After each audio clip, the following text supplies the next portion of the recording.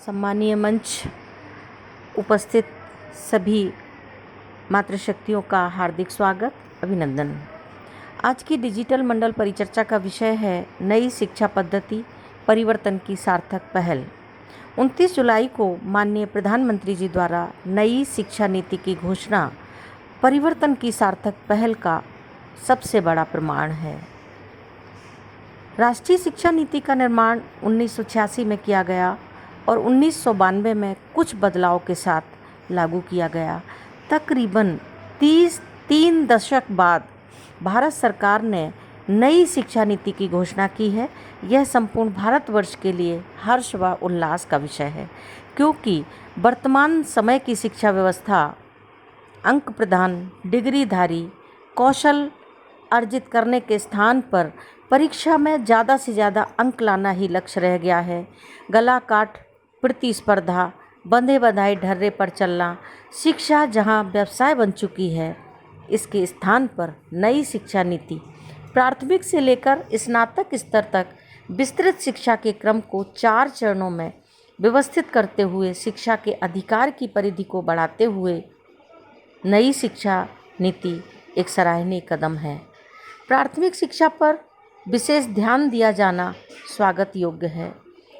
शिक्षा मंत्रालय का प्राथमिक स्तर पर दी जाने वाली शिक्षा की क्वालिटी सुधारने के लिए अलग अलग भाषाओं के ज्ञान, 20वीं सदी के कौशल कोर्स में खेल, कला और वातावरण से जुड़े मुद्दे शामिल किए जाना भी स्वागत योग्य है। इसमें भाग 1 में स्कूल शिक्षा, जिसमें समतामूलक समावेशी शिक्षा, कुशल संसाधन और प्रभावी गवर्नेंस देखने को मिलेगा।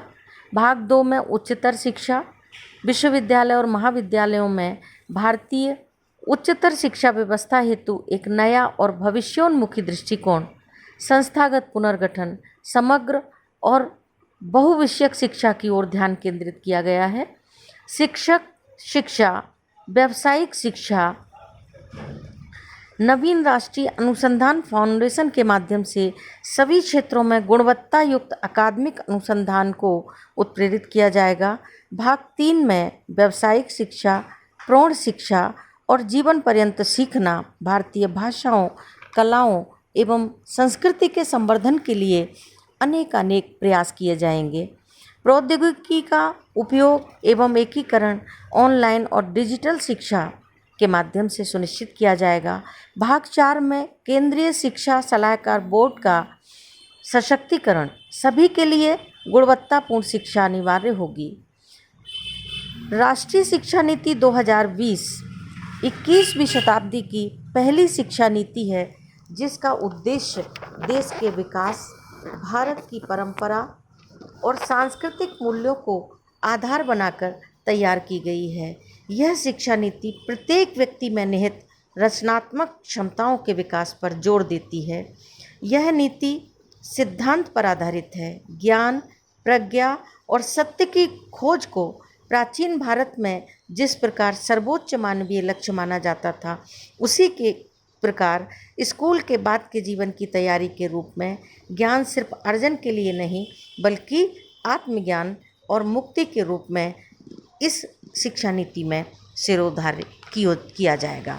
भारत जनसंख्या बहुल देश है, युवा वर्ग का अनुपात अधिक है। आवश्यकता है कि कुशलता के साथ सृजनात्मक योग्यता को भी यथोचित स्थान मिले। भारत के पास ज्ञान और शिक्षा की एक समृद्ध परंपरा रही है, किंतु अंग्रेजी उपनिवेश के दौर में साम्राज्यवादी प्रवृत्ति के अनुरूप लॉर्ड मैकाले ने हमारी ज्ञान परंपरा को न केवल हमसे दूर किया, बल्कि हमारी संस्कृति के प्रति हम में घृणा जागृत की। अपने शासन की सुविधा हेतु नौकर तैयार करने वाली शिक्षा प्रणाली तैयार की। आज हम ज्ञान के लिए पश्चिम पर निर्भर हो गए हैं। महात्मा गांधी जैसे अनेक विद्वानों ने इस क्षेत्र में कई प्रयास किए। परिणाम स्वरूप शिक्षा का विस्तार तो हुआ, परंतु शिक्षा की गुणवत्ता के साथ हम समझौता भी करते रहे। शिक्षा नीति 2020 इन सभी समस्याओं के साथ भविष्य की ज़रूरतों के मद्देनज़र कई सुधारों को लागू करने के लिए प्रतिबद्ध है। इसमें शिक्षा प्रणाली की संरचना, प्रक्रिया, लक्ष्य, अध्यापक प्रशिक्षण आदि पहलुओं पर विचार किया गया है। इस नीति में मातृभाषा को महत्व दिया गया है। अंग्रेजी के कारण हमने अनुकरण के प्रवृत्ति और पराधीनता को झेला है। पूर्वाग्रह और भेदभाव के कारण हम लोगों पर अंग्रेजी का भूत हावी होता रहा है।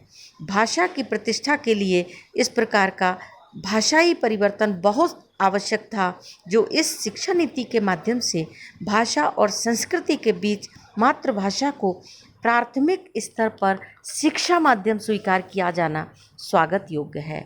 भारतीय ज्ञान परंपरा और संस्कृत, प्राकृत, फारसी, अन्य भाषाओं का अध्ययन आज सक्रिय संरक्षण की अपेक्षा करता है।